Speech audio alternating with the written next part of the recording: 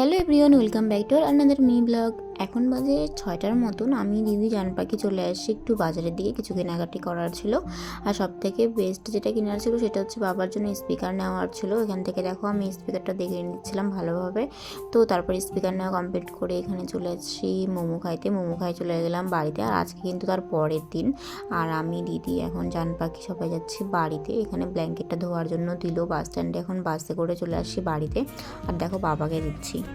ওরকমই দাম খুলে দেখো কি বলো তো কি ভালো সুদীপের দোকানে আজকে নিতে যাচ্ছিলাম। ভালো করছো। এটা না হলে ভালো হয় না। হ্যাঁ, কানেক্ট করো। তো ভিডিও করতে হবে।